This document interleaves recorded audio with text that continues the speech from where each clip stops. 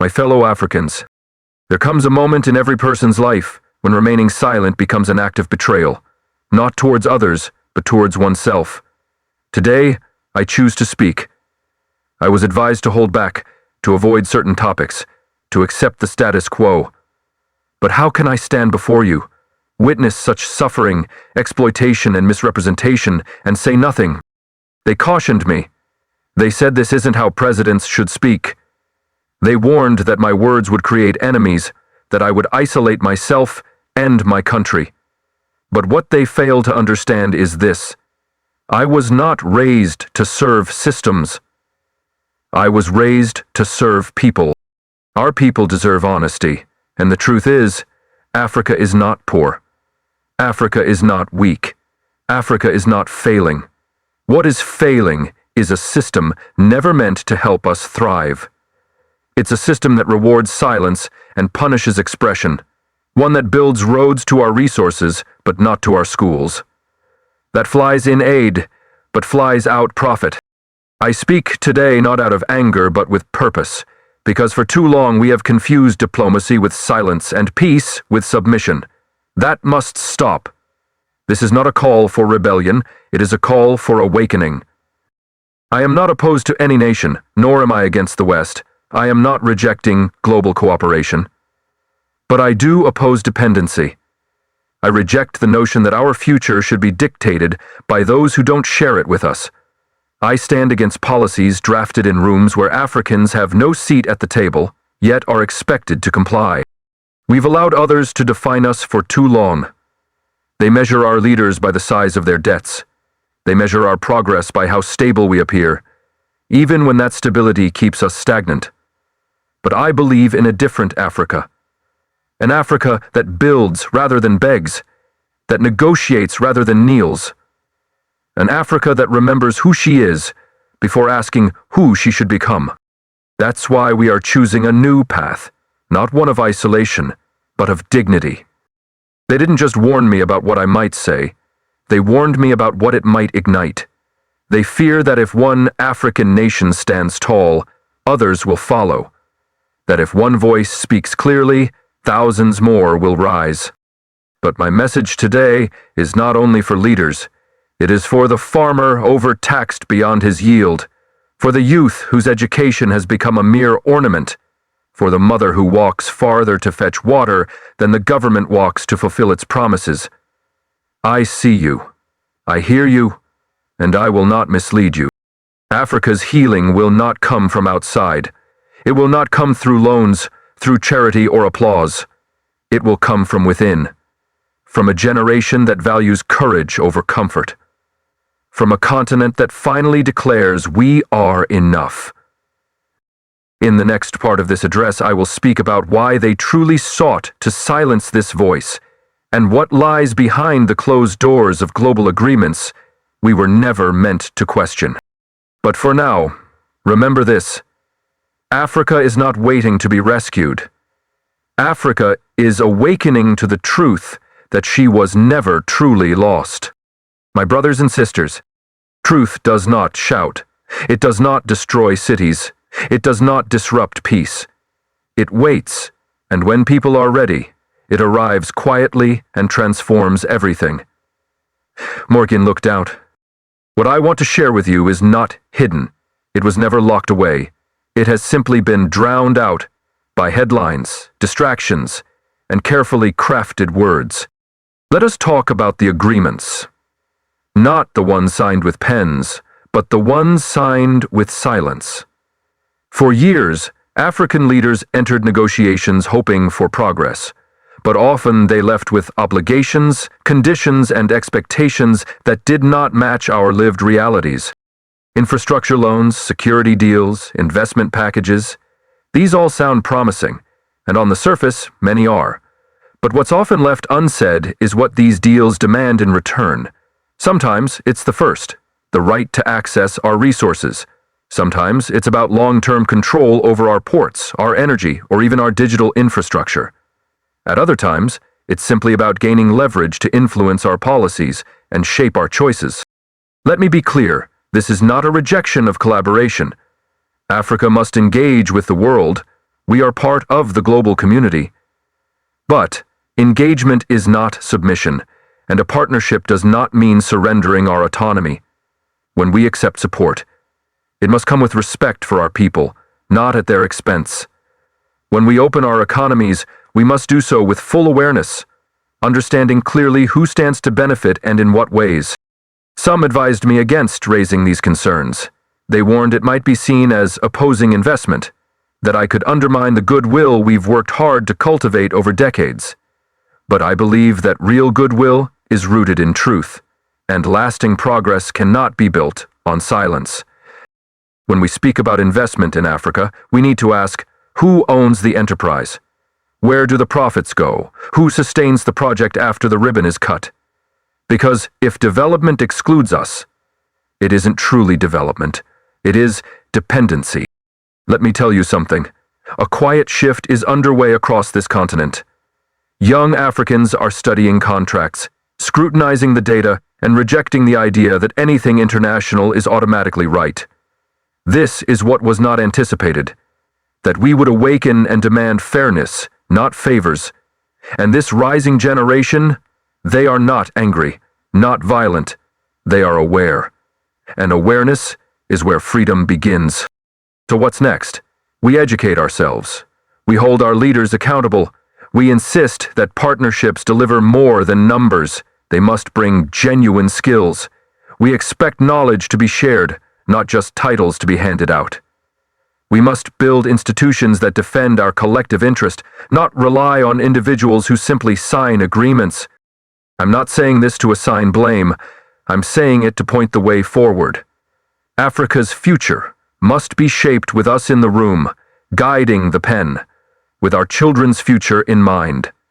No one will hand this role to us. We must earn it, with dignity, with vision, and with unity.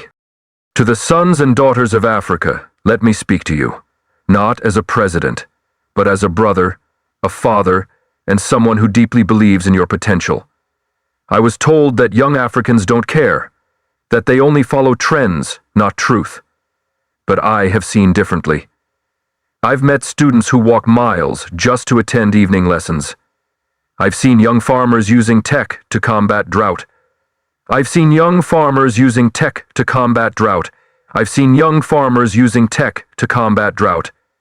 I've seen young farmers using tech to combat drought. I've seen young farmers using tech to combat drought. I've seen young farmers using tech to combat drought. I've seen young farmers using tech to combat drought. I've seen young farmers using tech to combat drought. Too often the world sees you through a narrow lens, but I see you as the heartbeat of Africa. And those who once underestimated you, they are starting to realize something. You are not just tomorrow. You are today. You are questioning. You are creating.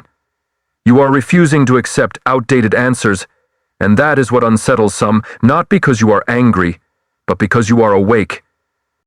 This is the generation revisiting our history and refusing to repeat its mistakes. A generation that understands our ancestors weren't primitive, they were powerful. Africa's great civilizations weren't discovered, they were disrupted. And now, you are reconnecting the thread. Yes, there will be distractions.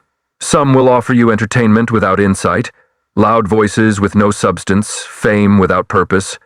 But remember this, you were born with purpose, even if you haven't found it yet. You weren't born to abandon your continent. You were born to lead it. You weren't made to copy others. You were made to inspire them. Others we made to inspire them. Do not let the world measure your value by likes, passports, or paychecks. Let it be measured by your impact. Build platforms, create policies, champion peace, because you are the bridge between a past that was taken and a future on the rise. Some say youth must wait their turn. I say youth must shape their turn, with wisdom, with unity, and with vision. Don't wait for permission to build Africa. Start where you are, with what you have, in the best way you can. And never forget, not everyone will understand your mission, Some will resist it, but that's because change, even peaceful change, feels disruptive to those who are comfortable. To the elders of our continent, our fathers, mothers, teachers, and mentors, I speak with profound respect.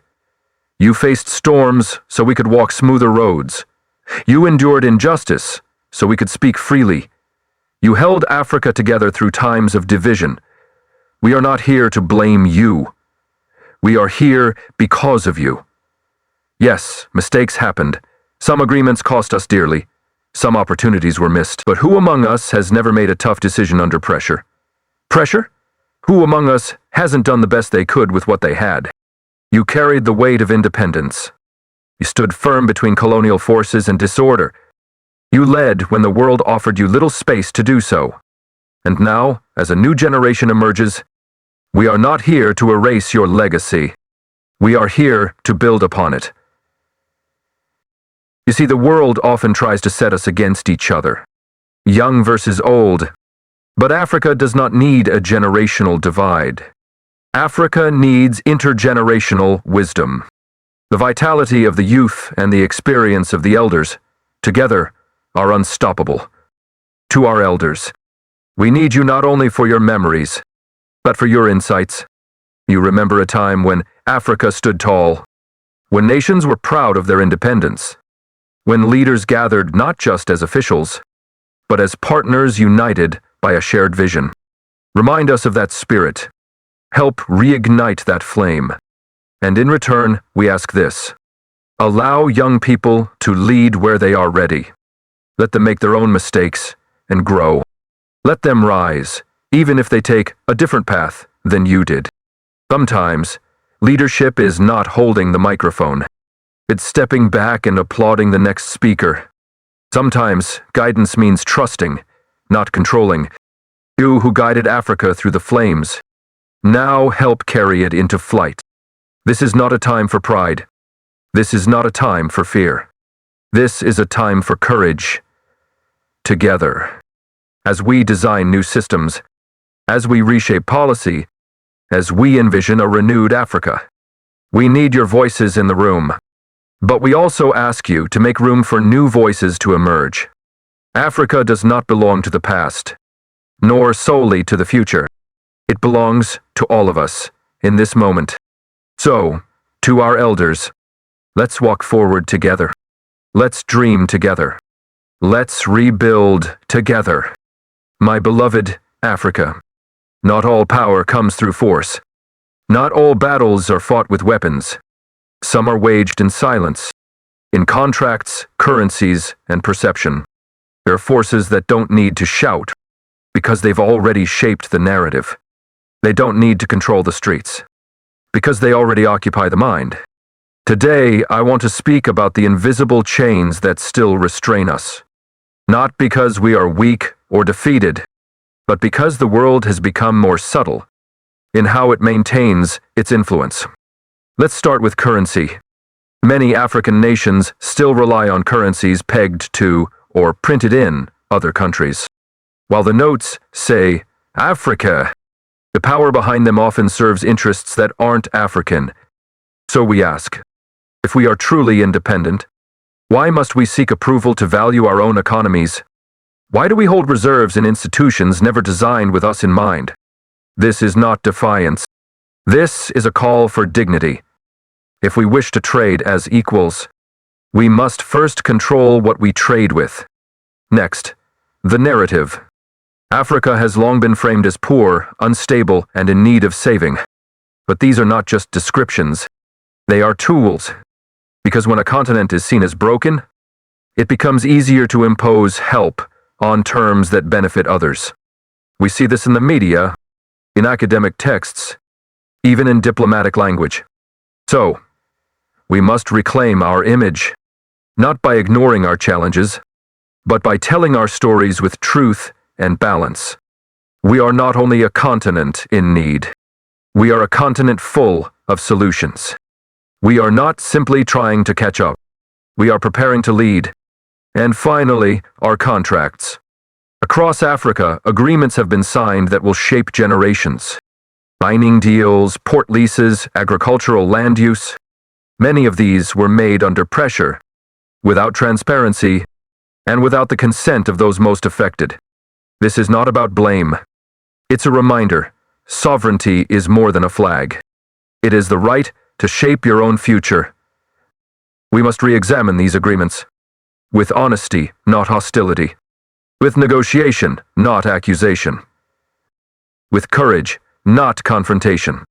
Because fairness is not anti-business. Transparency is not anti-investment. When Africa recognizes its value, the world will begin to see us differently. I say these things not to divide, but to awaken fairness is not a favor. It is a right, and we must demand it with clarity and unity. But before we can do that, we must first believe we are worthy of something greater. My fellow Africans, if you've stayed with me this far, know that this message isn't mine alone. It carries the weight of every silenced voice, every deferred dream, and every child once told to be patient. Now, I want to speak plainly. Not as a soldier, not as a president, but simply as a man who believes. I believe Africa has the power to sustain itself, not only in food but in dignity. I believe African children deserve to learn about kings and queens who looked like them, not just in stories, but in our history books. I believe our hospitals can heal without needing to send patients overseas, that our engineers can build not only roads, but pathways that connect ambitions. I envision a future where a passport stamped Africa opens more doors than it shuts, where borders connect instead of divide, and where unity moves from being a slogan to a living system.